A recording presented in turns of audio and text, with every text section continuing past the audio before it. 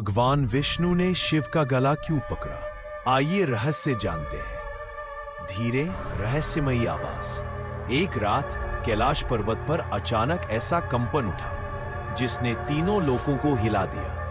देवता आकाश की ओर देखने लगे। ऋषि मुनि अपनी तपस्या से उठकर चारों दिशाओं में फैलती लाल रोशनी को निहारने लगे। यह कोई साधारण घटना नहीं थी। यह संकेत था कि महादेव का क्रोध फिर जाग उठा है। सस्पेंस बढ़ाते हुए कैलाश के शिखर से उठती अग्नि मानो पूरे ब्रह्मांड को चेतावनी दे रही थी। हवा में कंपन, धरती में हलचल और आकाश में बिजली की रेखाएं फटने लगी। ड्रामेटिक। जी हां, यह वही क्षण था जब देवताओं ने महसूस किया कि शिव तांडव की अवस्था में प्रवेश कर रहे हैं।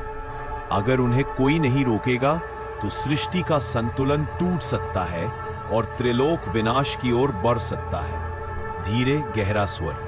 देवताओं की सबकी निगाह बस एक ही शक्ति पर टिकी थी, भगवान विष्णु। जंगल की उस रहस्यमयी रात में हवा एकदम थम चुकी थी। भगवान शिव स्थिर खड़े थे और विष्णु जी की आंखों में वो चमक थी जो किसी गहरी सच्चाई का संकेत दे रही थी।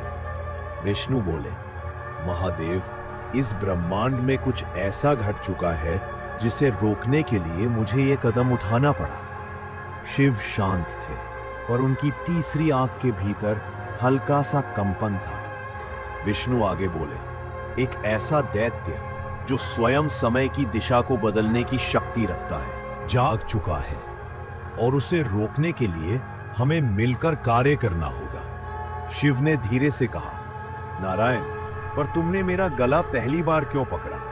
विष्णु मुस्कुराए नहीं, बस बोले, पहली बार आपको एक संकेत देने के लिए। शिव चौंके। और दूसरी बार? विष्णु ने गहरी सांस ली और बोले, क्योंकि उस क्षण आप खुद उस दैत्य की छाया के प्रभाव में आ चुके थे। हवा अचानक तीखी होती है, पेड़ कांपने लगते हैं, मानो कोई अदृश्य शक्ति वहीं पास मंडरा रही हो।